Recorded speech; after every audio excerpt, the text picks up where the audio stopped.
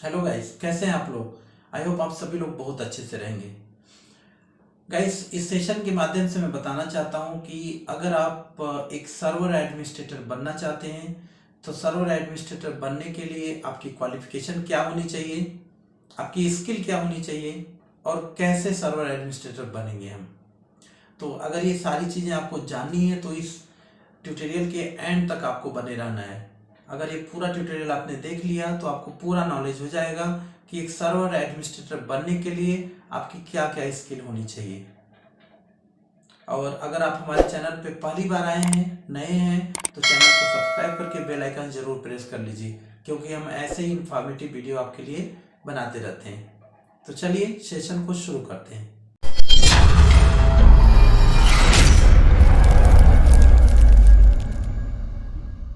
तो गाइस, सबसे पहले हम बात करते हैं कि एक सर्वर एडमिनिस्ट्रेटर का रोल क्या होता है, रोल्स एंड रेस्पॉन्सिबिलिटी। अगर आप एक सर्वर एडमिनिस्ट्रेटर बन जाते हैं तो आपको केवल सर्वर प्लेटफॉर्म पे काम करना पड़ता है। सर्वर को मैनेज करना, सर्वर को अपडेट करना, सर्वर को कॉन्फ़िगर करना, सर्वर की सिक्योरिटी और प्लस सारे क्लाइंट को मेंटेन करना, सारे क्लाइंट को सर्विसेज डिप्लॉय करना सर्वर से। ये एक सर्वर एडमिनिस्ट्रेटर की रोल्स एंड रेस्पॉन्सिबिलिटी होती है। सर्वर में कोई भी प्रॉब्लम आती है तो आप ही उसके रिस्पॉन्सिबल होने वाले हैं। तो एक सर्वर एडमिनिस्ट्रेटर को बहुत केयरफुली काम करना होता है।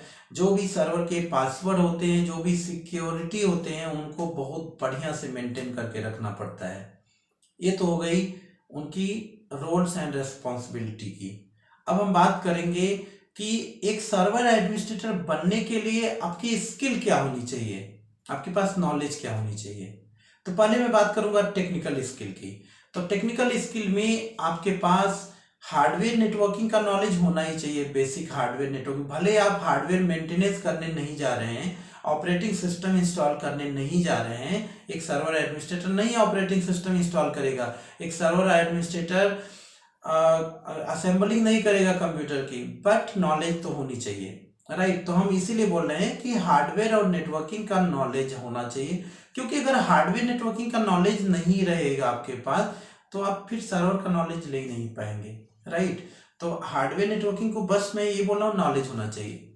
फिर आपको विंडोज सर्वर के ऊपर डीप नॉलेज होनी चाहिए। आई मीन टू से किसी एक सर्वर प्लेटफॉर्म पे, विंडोज सर्वर प्लेटफॉर्म हो चाहे लिनक्स प्लेटफॉर्म, एक सर्वर प्लेटफॉर्म पे आपकी डीप नॉलेज होनी चाहिए। और एक पर अगर कम रहेगा चलेगा।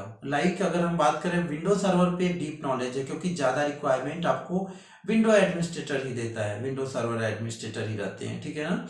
तो विंडो सर्वर पे डीप नॉलेज ले लो आप। विंडो के जितने सर्विसेज हैं एक्टिव डायरेक्टरी से रिलेटेड आप बहुत अच्छे से फोकस कर लीजिए। और अगर लिनक्स साथ में, अगर लिनक्स का नॉलेज है, बेसिक कॉन्सेप्ट एटलीस्ट क्लियर है आपको, तो ज़्यादा बेटर रहेगा। मतलब एक सर्वर एडमिनिस्ट्रेटर के लिए बनने के लिए आपको 2 सर्वर प्लेटफॉर्म का नॉलेज होना चाहिए और उसके साथ में वर्चुअलाइजेशन का नॉलेज होना चाहिए। अब वर्चुअलाइजेशन की बात करें कि आज की डेट में ज़्यादातर कंपनी आप देखेंगे तो फिजिकल सर्वर के बजाय वो लोग वर्चुअल सर्वर ही इम्प्लीमेंट करते, वर्चुअल सर्वर पे ही काम करते। चाहे वो अपनी एनवायरनमेंट में एक हैवी फिजिकल सर्वर लेके उसके अंदर वर्चुअल सर्वर कॉन्फ़िगर करते हैं, या तो क्लाउड कंप्यूटिंग से वर्चुअल सर्वर लेते हैं, राइट। तो वर्चुअलाइजेशन का नॉलेज मस्ट है आज के डेट में अगर आप सर्वर एडमिनिस्ट्रेटर बनना चाहते हैं। और वर्चुअलाइजेशन के लिए अगर हम बात करें, हमारे पास कई ऑप्शन होता है, चाहे माइक्रोसॉफ्ट हो गया, चाहे सिट्रिक्स हो गया, चाहे VMware हो गया। तो आज के डेट में अगर देखोगे आप तो VMware ही ज़्यादा बूम कर रहे हैं। तो आपको VMware का नॉलेज होना चाहिए। एटलीस्ट आपको इतना नॉलेज होना चाहिए कि एक VMware हाइपरवाइजर को कैसे कॉन्फ़िगर करना है, उसके अंदर वर्चुअल मशीन कैसे बनानी है, और उसके अंदर कुछ सर्विसेज कैसे इंप्लीमेंट करना है, जैसे vCenter सर्वर हो गया, चाहे vCenter अप्लायंसेस हो गए, कैसे इसको करना है हमें, राइट। तो वर्चुअलाइजेशन का नॉलेज आपके पास होना चाहिए।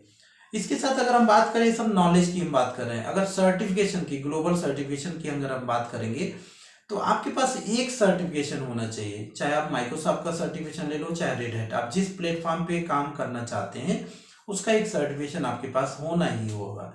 तो अगर हम सर्टिफिकेशन की बात करेंगे और स्किल की बात करेंगे, अगर आप ट्रेनिंग की बात करोगे, कॉन्सेप्ट की बात करोगे, तो आप किसी एक वर्जन का कॉन्सेप्ट सीख लो। जैसा कि मैंने अपने चैनल पे विंडोज सर्वर 2016 के ऊपर वीडियो बनाया है, एमसीएस से 11 घंटे का वीडियो आपको मिलेगा, राइट। बहुत सारे हमारे पास कमेंट आए स्टूडेंट के, वो लोग बोल रहे हैं कि क्यों नहीं 2019 के ऊपर बनाया गया है, ऐसे कमेंट। तो I want to tell you, अगर आप किसी भी कंपनी में वर्क कर रहे हैं, आज के डेट में आप देखोगे अभी तक इस समय तक ज्यादातर कंपनी में 2000 still they are working on 2008 R2 platform. अभी 2012 भी अच्छे से इम्प्लीमेंट नहीं हुआ, 2016 की तो बात छोड़ दो, 2019 तो कहीं नहीं मिलेगा आपको, ठीक है। तो क्या होता है, देखिए माइक्रोसॉफ्ट की पॉलिसी है, माइक्रोसॉफ्ट तो क्या करेगा, वो कंपनी है, उनको बिजनेस करना है, वो तो अपना वर्जन इम्प्लीमेंट करेगा ही करेगा आने वाले टाइम में, ठीक है। तो वो हमेशा वर्जन अपग्रेड करता है, तो वैसे सर्टिफिकेशन अपग्रेड करता है। तो सर्टिफिकेशन अगर आपको लेना है तो मजबूरी में आपको अपग्रेड करना पड़ेगा। लेकिन अगर कंपनी में, इंडस्ट्री में बात करोगे, तो वहां पे आपको पुराने वर्जन में ही काम करना है अभी, और आने वाले बहुत सालों तक आपको पुराने वर्जन में ही काम करना है। 2019 की सर्टिफिकेशन आज की डेट में आपको मिलेगा, 2019 आपको कम से कम आने वाले 3-4 साल के बाद ही काम करना मिलेगा उस पर। अभी भी बड़ी सी बड़ी कंपनी की हम बात कर रहे हैं, उसमें आपको 2008 R2 2012 पे काम मिलेगा, राइट।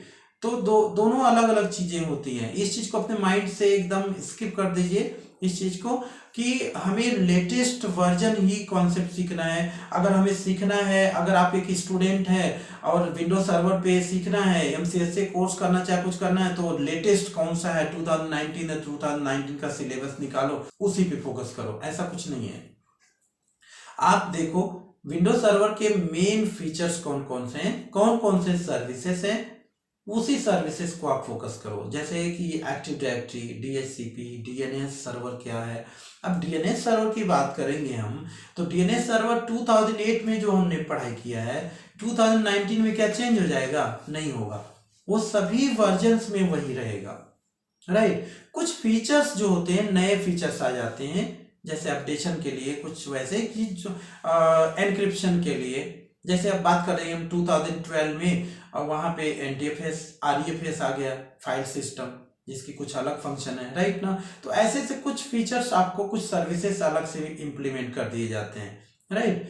तो सर्टिफिकेशन अगर आपको लेना है तो लेटेस्ट लेना ही है, बट अगर आपको ट्रेनिंग करना है तो किसी वर्जन पे आप आराम से ट्रेनिंग करके सीख जाइए इसे, राइट। अगर आप एक स्टूडेंट हैं या आप as a desktop support engineer काम कर रहे हैं और अपने आप को अपग्रेड करना चाहते हैं एज अ सर्वर एडमिनिस्ट्रेटर, तो इसलिए, तो अगर हम स्किल की बात करेंगे तो क्या चाहिए आपको? विंडोज सर्वर का डीप नॉलेज और वीएमवेयर का नॉलेज आपके पास होना चाहिए वर्चुअलाइजेशन के लिए।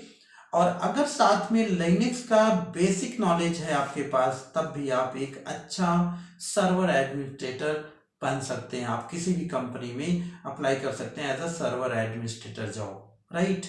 तो ये तो हमारी हो गई टेक्निकल स्किल की। अब हम बात करते हैं एक सर्वर एडमिनिस्ट्रेटर बनने के लिए एकेडमिक क्वालिफिकेशन क्या होनी चाहिए।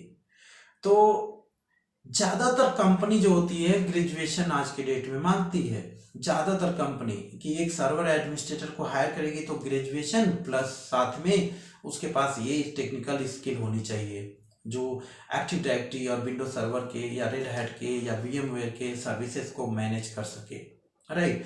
तो मींस ग्रेजुएशन मैंडेटरी है। कुछ कंपनी आपको मिलेंगे जो डोमेस्टिक लेवल की कंपनीज हैं, वो लोग क्या करते हैं +2 को भी हायर कर लेते हैं, लेकिन डायरेक्टली तो आपको बिल्कुल नहीं मिलेगा एज अ सर्वर एडमिनिस्ट्रेटर। अगर आप +2 हैं तो आपको होपलेस होने की बिल्कुल ज़रूरत नहीं है। आपको क्या करना है, आपको अपना कैरियर स्टार्ट करना है as a desktop support engineer, और उसके बाद आप कुछ एक्सपीरियंस लेकर as a system administrator, then you can become as a server administrator and cloud administrator, ऐसे अपना कैरियर अपग्रेड कर सकते हैं slowly. But direct if you want to become as a server administrator then you have to have a graduate, that otherwise you don't have option to apply as a server administrator directly. Okay. और graduation में भी आप देखेंगे ज़्यादातर company वो higher करती है BTech हो या एमसीए हो, ऐसे मतलब आईटी ग्रेजुएट अगर हो तो ज़्यादा प्रेफरेंस दी जाती है उनको. बट ऐसा कुछ नहीं है कि अगर आप नॉर्मल ग्रेजुएट है, बीए है, बीकॉम है, बीएससी है, तो आप नहीं अप्लाई कर सकते हैं. You can apply as a server administrator. But मेरा सजेशन ये रहेगा, अगर आपको direct as a server administrator का रोल नहीं मिलता है तो टेंशन नहीं लेना है. आप डेस्कटॉप लेवल से शुरू करके आप सर्वर एडमिनिस्ट्रेटर पहुंच सकते हैं, या सिस्टम एडमिनिस्ट्रेटर से शुरू करके आप सर्वर एडमिनिस्ट्रेटर तक पहुंच सकते हैं. राइट. तो गाइस आई होप आपको ये सारी नॉलेज हो गई होगी, आपको समझ में आ गया होगा कि एक सर्वर एडमिनिस्ट्रेटर बनने के लिए उसकी टेक्निकल स्किल क्या होनी चाहिए और एकेडमिक स्किल क्या होनी चाहिए और कैसे अप्लाई करना. तो अगर वीडियो अच्छा लगा हो तो इसको अपने फ्रेंड सर्कल में शेयर कर दीजिए, वीडियो को लाइक तो जरूर कर दीजिए. Thank you so much.